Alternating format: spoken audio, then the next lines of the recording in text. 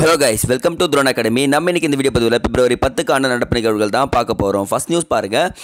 மணிப்பூர் முதல்வர் பிரேம் சிங் ராஜினாமா அப்படின்னு சொல்லி கொடுத்துருக்காங்க. ஸோ இஷ்யூ என்னென்னு பார்த்தீங்கன்னா, அந்த மாநிலத்தில் பழங்குடியின மக்களான மைத்தேயி மற்றும் குகி இந்த ரெண்டு பிரிவினருக்கிடையே ஒரு மோதல் ஏற்பட்டுச்சுங்க 2023ஆம் ஆண்டு. இதில் இந்த பிரச்சனையின் காரணமாக தான் பிரேம் சிங் விலகியிருக்கான்னு சொல்கிறாங்க. பட் நமக்கு டிஎன்பிசி ரிலேட்டடாக மைத்தேயி குகி எந்த மாநிலத்தை சேர்ந்தவர்கள்னு சொல்லி கேட்டேன்னா மணிப்பூர் மாநிலம் அப்படின்றது நோட் பண்ணுங்கப்பா. அப்படியே சென்டர் பேஜ் ஆர்டிக்கல் வந்துடலாம். ஸோ இங்கே கொடுத்துருக்காங்க பாருங்கள். பள்ளி மாணவர்களின் அடிப்படை வாசிப்பு, கணக்கு பயிற்சி போன்றவற்றை மேம்படுத்துவதற்காக எண்ணும் எழுத்தும், இல்லம் தேடி கல்வி போன்ற திட்டங்கள் தமிழக அரசால் செயல்படுத்தப்பட்டு வருகிறது அப்படின்னு சொல்லியிருக்காங்க. ஸோ இன்றைக்கான கேள்வி என்னென்னா, எண்ணும் எழுத்தும் திட்டம் தொடங்கப்பட்ட ஆண்டு தேதியோடு சொல்லணும். செகண்ட் கேள்வி, இல்லம் தேடி கல்வி தொடங்கப்பட்ட ஆண்டு தேதியோடு சொல்லுங்கள். ஏன்னா எக்ஸாமில் பேட்டர்னில் கண்டிப்பாக இயர்ஸ் டேட்லாம் கேட்க ஆரம்பிச்சிட்டாங்க. ஸோ நம்ம என்ன பண்ணிடலாம், இதை இன்னைக்கு கமெண்ட் செக்ஷனில் பண்ணிடுங்க. தெரியாதவங்க தெரிஞ்சுக்கிட்டோம். ஸோ அடுத்தது குழந்தைகளின் எதிர்காலம் சொல்லிட்டு கொடுத்துருக்காங்க. ஸோ கிட்டத்தட்ட ஒரு 10 GB மேலே இருக்குங்க. 1989ஆம் ஆண்டு உலகத் தலைவர்கள் ஒன்று கூடி சர்வதேச அளவில் குழந்தைகளுக்கான உரிமை ஒப்பந்தத்தில் கையெழுத்திட்டனர். அப்போது சர்வதேச குழந்தைகள் உரிமை தினம் உரிமை ஆண்டு அப்படின்னு சொன்னாங்கன்னா 1989 அப்படின்றத சொல்கிறாங்கப்பா. அடுத்து பாருங்கள்.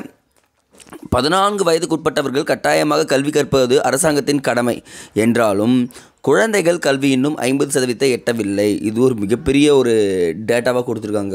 14 ஏஜுக்குள்ளே இன்னும் நிறைய 50% எட்டலைன்னு சொல்லியிருக்காங்க. ஒரு சட்டம் கொடுத்துருக்காங்க பாருங்கள்.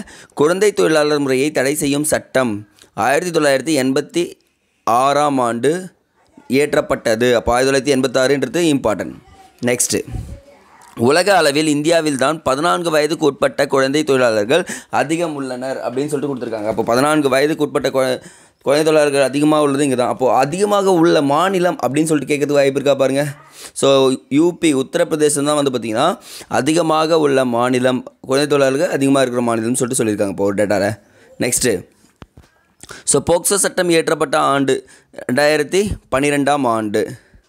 ஸோ இந்த டேட்டா பார்த்திங்கன்னா ப்ரிலிம்ஸ்லேயே கேட்டிருக்காங்க. அது அப்படியே இங்கே எடுத்துருக்காங்க பாருங்கள். குழந்தைகளின் பாதுகாப்புக்காகவே உருவாக்கப்பட்ட எண் பார்த்திங்கன்னா 1998ங்க. குழந்தைகளின் பாதுகாப்புக்காக உருவாக்கப்பட்ட எண்.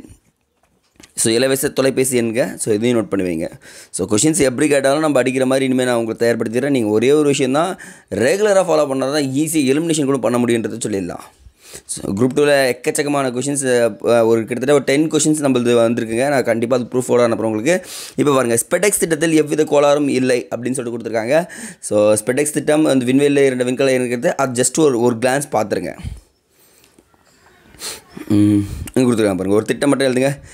தேசிய குழந்தைகள் நலத்திட்டம் அப்படின்னு சொல்லிட்டு கொடுத்துருக்காங்க. 2013ஆம் ஆண்டின் மத்திய அரசால் நடைமுறைப்படுத்தப்பட்ட இத்திட்டத்தின் கீழ் பிறந்த குழந்தை 18 வயது வரை அனைவருக்கும் 30 வகையான பாதிப்புகள் உள்ளாரான்னு சொல்கிறாங்க. அது மருத்துவ பரிசோதனை மூலம் கண்டறியப்பட்டு அவங்களுக்கு தீர்வு கிடைக்கப்படுது. அப்போ என்ன, தேசிய குழந்தைகள் நலத்திட்டம் எந்த ஆண்டு தொடங்கப்பட்டது அப்படின்னு சொல்லிட்டு கேட்கறது வாய்ப்பு இருக்குது. 2013. இது நோட் பண்ணுங்கள் போதும்.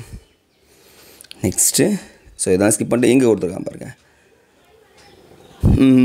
18.63 கோடியில் திருச்சியில் பறவைகள் சரணாலயம் அப்படின்னு சொல்லிட்டு கொடுத்துருக்காங்கப்பா. ஸோ என்னென்னா, இதில் நமக்கு நாமே திட்டம் அப்படின்ற ஒரு திட்டம் அறிவிச்சிருக்கு. சுற்றுலா பயணிகளை கவர்னு சொல்கிறாங்க. அப்போ நமக்கு நாமே திட்டம்னா என்ன பண்ணுவாங்கன்னா, பொதுமக்கள் ஒரு அளவுக்கு ஒரு ஃபண்டுனும் கவர்மெண்ட் ஒரு அளவுக்கு ஃபண்டும் கொடுத்து இன்ஃப்ராஸ்ட்ரக்சரை டெவலப் பண்ணுறது தாங்க. ஸோ இதுதான் பார்த்திங்கன்னா இன்வெஸ்டர்ஸ்னு சொல்லுவாங்க. ஸோ என்ன பண்ணுறீங்கன்னா, இன்றைக்கி 3rd கொஷினாக நமக்கு நாமே திட்டம் ஆரம்பிக்கப்பட்ட ஆண்டு அப்படின்றத ஒரு விஷயத்தை கமெண்ட் செக்ஷனில் கமெண்ட் பண்ணிவிடுங்கப்பா. சரி, ஓகேங்க. இன்றைக்கி பார்த்திங்கன்னா நியூஸ் இவ்வளோ தான், ஃபுல்லாகவே முடிவடைகிறது. நாளை வீடியோ சந்திக்கலாம். நன்றி.